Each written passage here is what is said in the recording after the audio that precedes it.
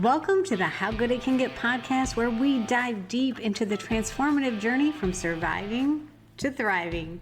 Join me, your host, Andrea Rice, on this empowering exploration of mindfulness, spirituality, and unlocking your full potential. Let me show you just how good it can get.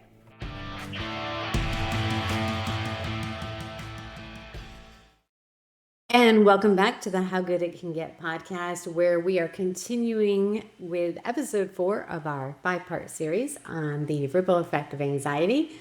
I'm joined once again by Chan Mirage, the co-founder of How Good It Can Get. Chan, thank you so much for coming back today to talk about such an important topic. Yes, I'm excited to continue this series to help loved ones understand better the impact of someone suffering from anxiety. Yes, and it has been really eye-opening for me because I was the one suffering from anxiety, and really you helped shine a light on the impact it has on people around us, because you've been there, you've been a support for people with anxiety, particularly your ex-wife, for many years. So it's an important topic because the people around the person suffering from anxiety, I think a lot of times they don't feel seen or validated, and their life is actually affected as well. And I think it's also important for the person suffering from anxiety to hear this, because I was so isolated during my many years of anxiety that it never crossed my mind how much my anxiety was impacting others. And again, that makes sense because you are already struggling with overthinking and not knowing how to help yourself.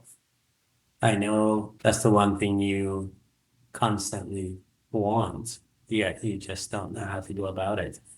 And then from my side, I want the same thing, and I can't help you. So it becomes a frustrating situation for both parties.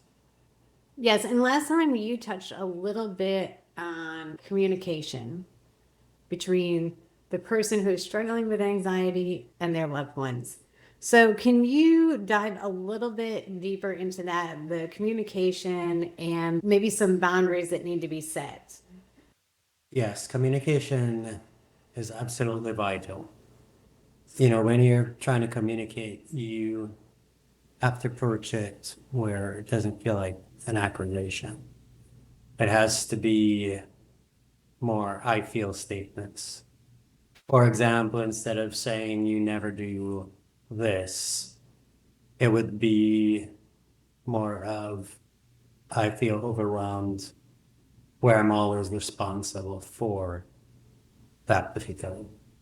Let us figure out some way how we can share this responsibility or compromise where you're comfortable enough and it's not overwhelming to you.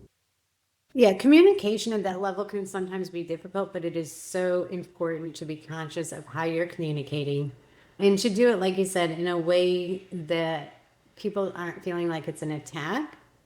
When you use those I feel statements instead of you do this, it really is a much more beneficial way of communicating.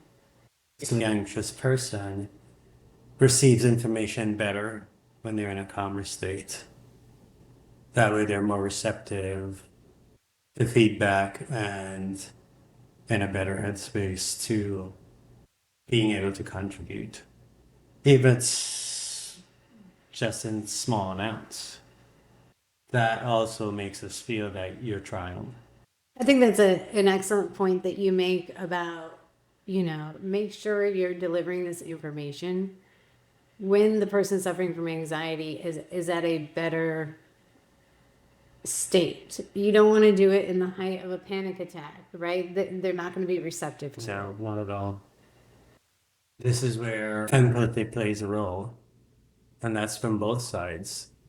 Because I now know you have to approach it from a very loving way where your partner feels supported and again, not being attacked.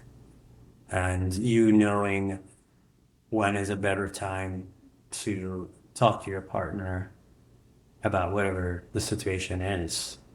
as you mentioned earlier, talking to someone that has a panic attack or in a state of overthinking, nothing is going to be received, which makes it frustrating for both. Here's where communication again comes in, and it would be helpful to set healthy boundaries where you communicate and set aside time to do certain things.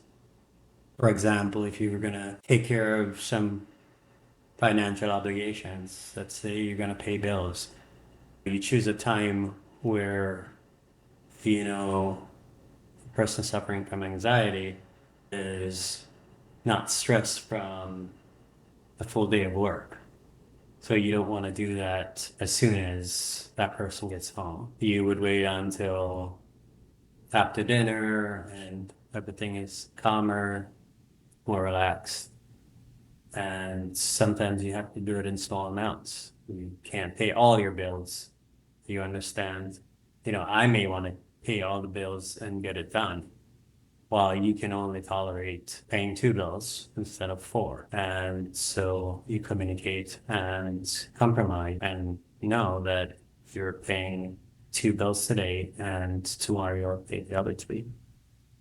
It's an important point. Setting healthy boundaries and communication. And you've hit on something there when you talk about dividing chores or tasks up into maybe manageable size pieces for the person suffering from anxiety. You're not taking that task away from them, which will maybe make them feel more anxious because they don't have control.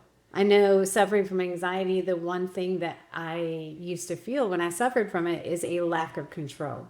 So it's important that they have control still over their life situation. Right. But it's like you're coming together to support that person and give them autonomy, Right. but not take away their responsibilities. Right.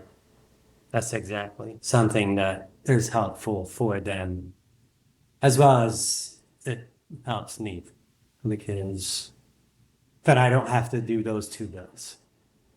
Well, it's small enough for someone with anxiety to take care of and manage. And like you said, it still gives them control, which is one of the big things, which becomes frustrating to them.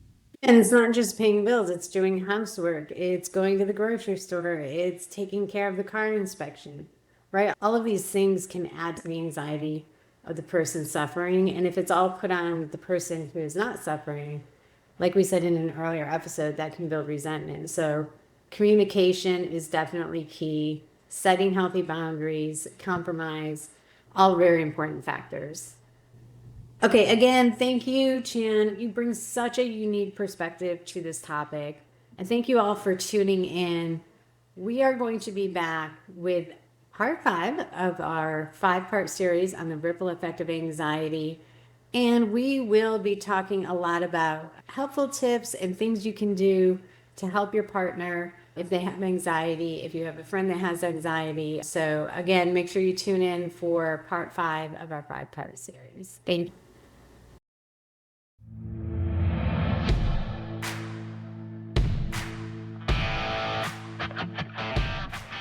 You've been listening to the How Good It Can Get podcast. Remember, the power to transform your life is within you. So stay mindful, stay empowered, and keep embracing how good it can get.